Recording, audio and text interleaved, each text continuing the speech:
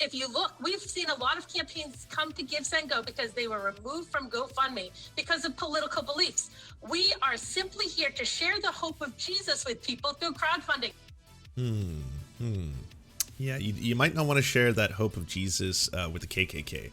Just gonna say. Again, this one seems like a really easy one. You know, like a softball is what they call this one. It's kind of like, hey, would you support any organizations that have neo-Nazis in them? You can pretty much say, you don't have to like look to your notes. You don't have to cover the mic and you know, but you can just be there and be like, neo-Nazis, KKK, no.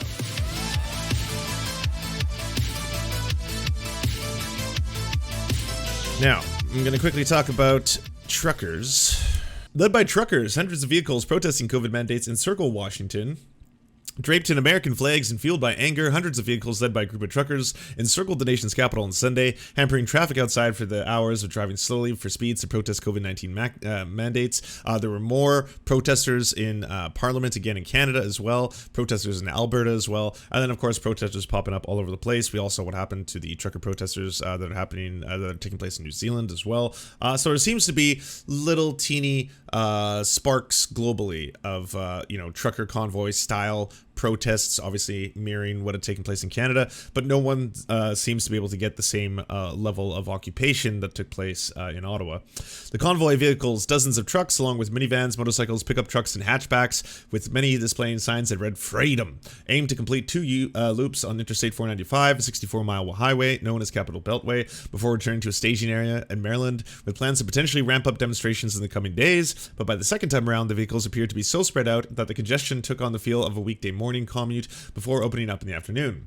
Although it was unclear whether the caravan would ultimately enter Washington, D.C. this week, organizers said they did not want to drive people to the Capitol on Sunday, out of fears that some participants could turn it into a chaotic event reminiscent of the January 6th attack on the Capitol.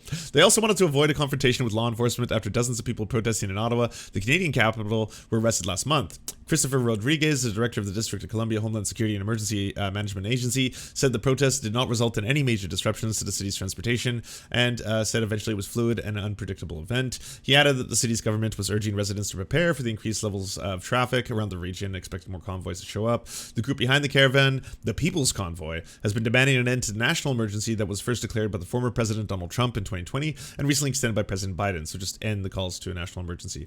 The protesters have also called for congressional hearings into the origins of the pandemic and to end government rules requiring masks and vaccinations, but those demands have been undercut by the reality that many U.S. states have already been rolling back restrictions as the virus continues. At the Centers for Disease Control Prevention issued a new guidance late February suggesting the vast majority of Americans could stop wearing masks. Many medical experts say vaccine mandates are effective in persuading people to get their shots, which they say is essential to helping prevent the spread of the virus, as well as the burden on the medical systems that sick people will obviously fill up. Although the People's Convoy was one of several groups inspired by the Canadian protest against the pandemic measures, many of the group appeared to be aligned with far-right organizations and activists. What a surprise. On Saturday, organizers of the People's Convoy shared a supportive post from prominent QAnon account on its official Telegram channel. The convoy first departed from Adelanto, California on February 23rd before plans to demonstrate in Washington. Before Sunday, the truckers had gathered at a racetrack in a nearby Hagerstown, about 70 miles northwest of the capital. As the convoy made its way from Hagerstown Speedway to the highway this morning, winding roads at approximately 5 miles was lined with people with waving flags. Now, turning quickly back to Canada, we had a session in Parliament in which one of the CFOs from GiveSendGo had to testify and talk about what took place.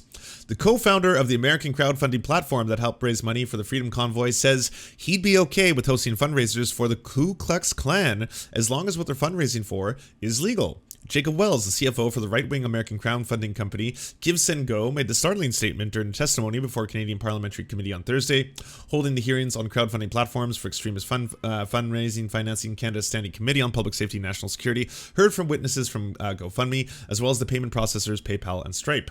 Convoy organizers behind the occupation in Ottawa initially raised $10 million for GoFundMe before the platform abruptly stopped their crowdfunding campaigns. Organizers then moved to the right-wing evangelical crowdfunding platform called GiveSendGo, which has previously faced criticism for allowing fundraisers to support legal defenses for January 6 insurrectionists and Kyle Rittenhouse. According to the platform's co-founder and CFO, GiveSendGo would allow anyone to raise money as long as the fundraiser is within the law.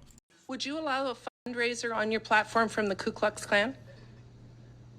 If the fundraising activity was legal and it was legally authorized to have happen, we would allow people to fundraise. So the for Proud things Boys that will are still legal. be able So to fundraise on your platform, and you would not have a problem fundraising for the Ku Klux Klan, is what you're saying. Just be clear, if individuals or organizations that are legally authorized to receive payments and go through the KYC checks and the AML checks that everyone is required to and have been done through our platform, and if they pass all of those measures and what they're fundraising for is legal, then yes, we will allow them to fundraise.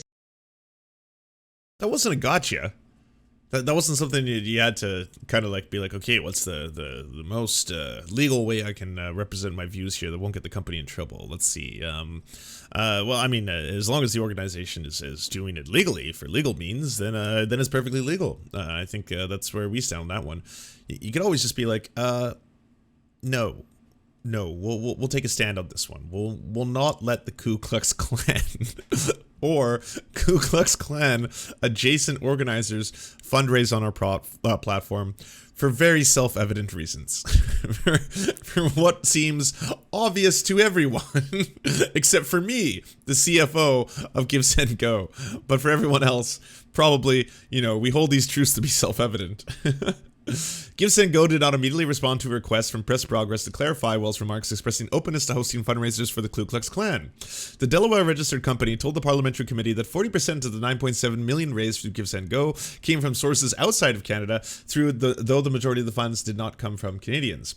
GiveSendGo describes itself as the #1 free Christian crowdfunding site and a unique social crowdfunding platform to those living out the heartbeat of God. We believe that everyone from Christian business owners, mission organizations, churches, artists, missionaries, individual Christians that were created by God with a mission in mind, the platform explains in frequently asked questions of the website. Heather Wilson, the company's co-founder and Wells' sister, summed up the GiveSendGo mission for Canadian lawmakers even more succinctly.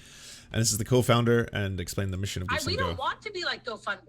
GoFundMe, if you look, we've seen a lot of campaigns come to GiveSendGo because they were removed from GoFundMe because of political beliefs. We are simply here to share the hope of Jesus with people through crowdfunding.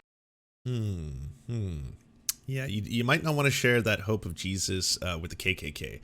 Just gonna say. Again, this one seems like a really, really easy one. Like a softball is what they call this one. It's kind of like, hey, would you support any organizations that have neo-Nazis in them? You can pretty much say, you don't have to like look to your notes. You don't have to cover the mic and but you can just be there and be like, neo-Nazis, KKK, no.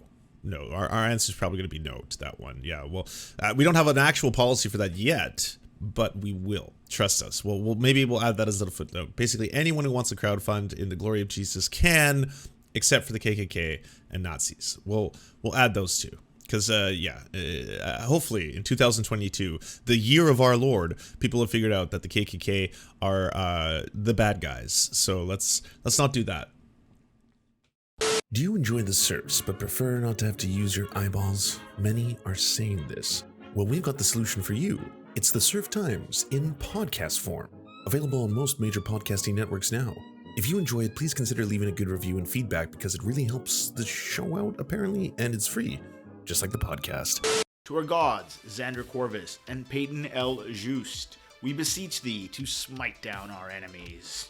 To our monarch, Tom Spiker, we are but your humble court jesters, here to amuse you. To our lords, Trevor R., we give thanks for this spit of land for us to eke out this meager existence. To our knights, Merid, Cheryl Alvarez, Ruby Kelly, Ellie Leslie, Alex P., Brandon, Words Greenwood, Nate, that one guy, Hagbird Celine, Matthew Scarborough, Stellar Vision, Ariane McCarthy, Daniel Sutton, Coulter Smith, Val 9000, Jenna Tall, Quiet 185, Anna Loves Riley, Omni, Riley and Anna, Poodlehawk, The Tim Caucus, Multi Mondi, Trevor Yanis, Lemmy 101, Anthropophojak, Saren 42, Catherine, Radical Maniac, Ramon Acosta, Nkosin, Violent Orchard, Sophie Baby, Political Puppy, Andreas Chiringuito, Zach Christensen, Josh Mickelson, Todd Buckingham, and Todd Lajeunesse.